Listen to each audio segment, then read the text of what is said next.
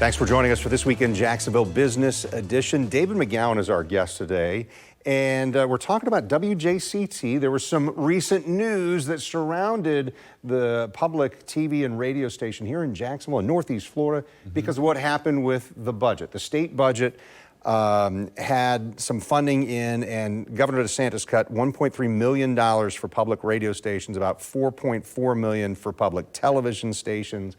With this recent budget, just went into effect beginning of July. Obviously, that's statewide, but this impacts you, right? Oh, that's right. The state has had in place in its budget for many years, for decades in fact, what we call community service grants that it has given to public radio stations and public television stations. Each licensee has received those grants for many years with bipartisan support. And this year, Governor DeSantis chose to exercise his line item veto right to take those grants out of the state budget.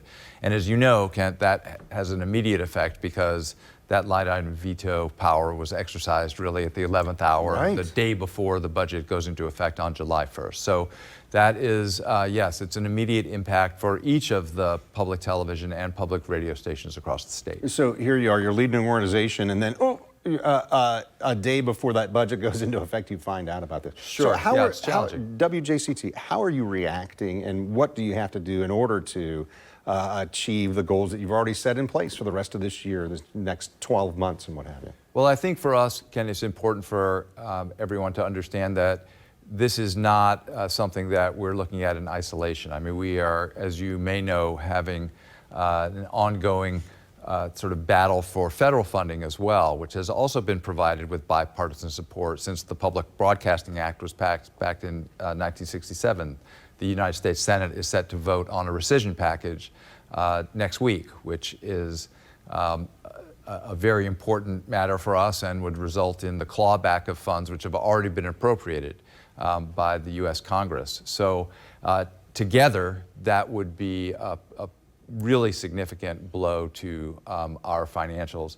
You know, we have essentially three big segments of support that we receive in our operating budget. The largest one is from individual contributors. Also important are corporate contributors, and then the public sector, the least important of those three, but very important. And one of the reasons it's so important is that that public sector funding actually forms the foundation of this public-private partnership that we have operated in this community and communities across the country for many, many years. We raise over $7 for every dollar of federal support, for example. And that federal support, of course, to us is very important. It's relatively modest in the context of either the Florida state budget, I think it's about 47 cents per Floridian per year that funds those public television and public radio community service grants. Well, so we're living in an era where lots of people, especially politicians, are talking about government efficiency and streamlining budgets and cutting back on things. Sure. So what's your explanation to folks who might come along and say, hey, why should we fund public radio, public television, public broadcasting? Well, I think there are two components to that. And the first, of course, is all of the services that we offer. And again, we're a very dynamic, even though we're quite a small organization, we are a very dynamic one. And we offer a full range of services. Again, those community service grants in the state of Florida that we just were talking about hit us especially hard because we operate both television services and radio services. So we have our main flagship television station, Jax PBS. You may be familiar, people are familiar with PBS, the most trusted media brand in the country for 22 years in a row. So this is something that people generally support. They may be familiar with our primetime programming, documentary programming like Nova or Frontline, Masterpiece Theater, the News Hour, full range of that, but also children's programming that we broadcast during the day and on a special kids channel. And I think, you know, one of the things that's really important, I think, for folks to recognize is that we are a completely locally run and governed organization.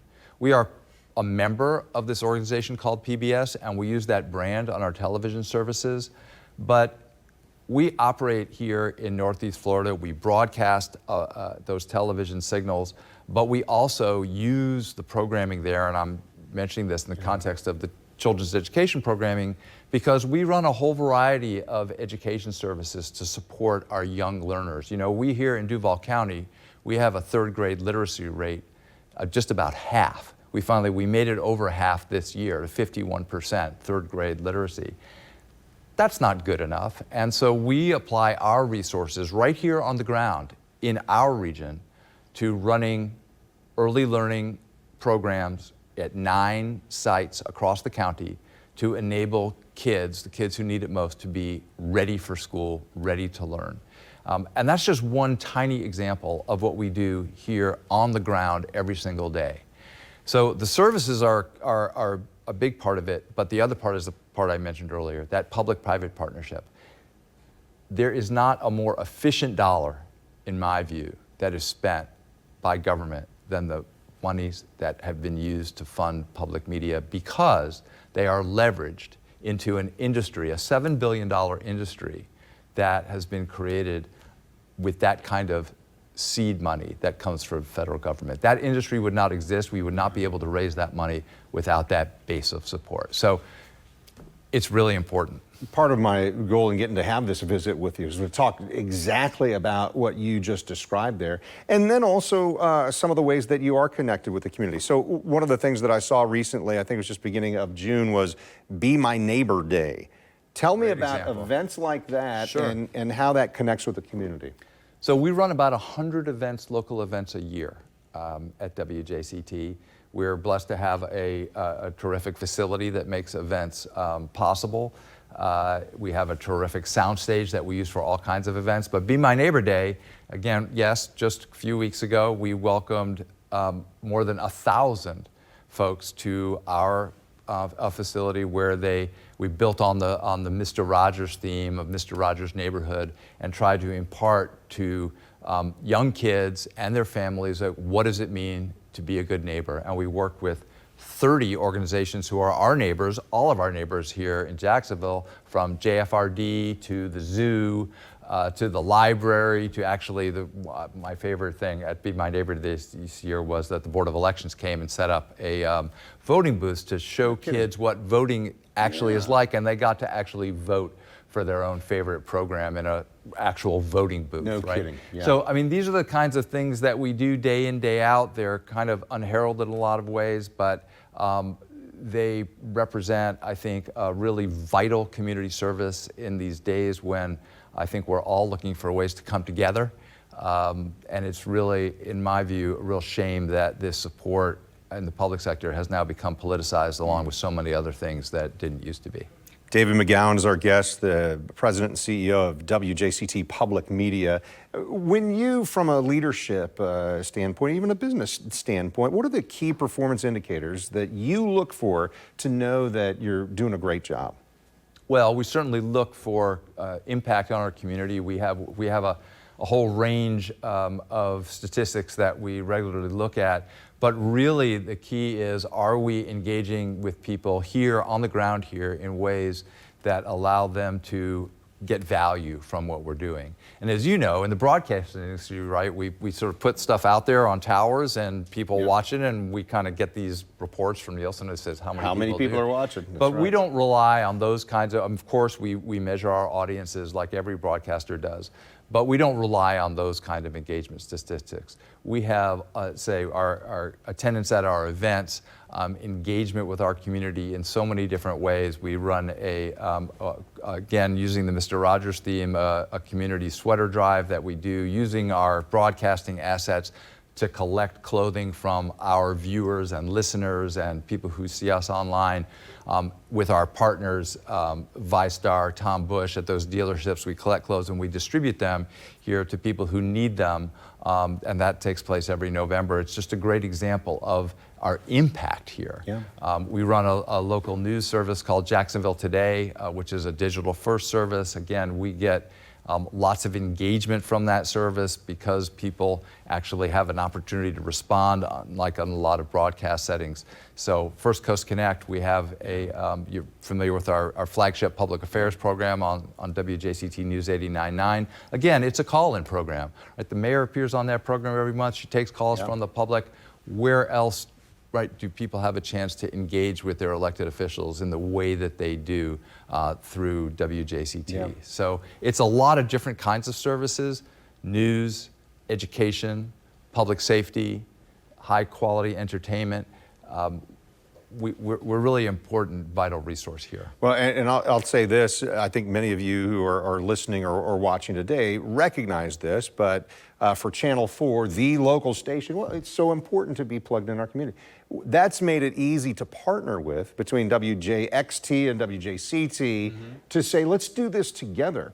And I know I've participated in panel discussions that you all have hosted across the river from us. I know that we share Chris Hand a little bit because he'll appear both here on This Week in Jacksonville on TV with us and certainly with what your public affairs programming does as well. But as we talk about that and some of our partnership, what do you need folks who are listening or watching today to know about how you move forward, even if government funding is decreased or even cut off?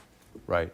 So I think it's important for people to understand from the conversation is that, we've had a business model which has relied on these three pillars that I discussed of funding, and individual support has always been the largest of those, and now it's going to need to be larger.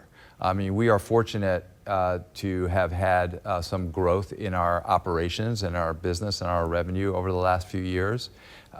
And we're going to need to lean into that business strategy even further in order to be able to continue to be the vital, dynamic, and relevant organization that we have been for Northeast Florida for so many years. And we are looking forward to continuing that tradition. Clearly, this is going to make it significantly harder. And I'm not here to tell you that there will be no impact on our services, because depending on what happens next week with the Senate vote, that would be foolish for me to say. But we are absolutely determined, and we've had some success over the last few years, and we are really hoping that our community will be there for us. Yeah, and I know a lot of members of the community are saying, yes, I'll stand up, I'll be there for you. David McGowan, thank you so much for the time today. And thank you to each of you who've watched and listened to This Week in Jacksonville Business Edition. You'll find it wherever you get your podcasts. And when you do, go ahead and like, follow, and subscribe.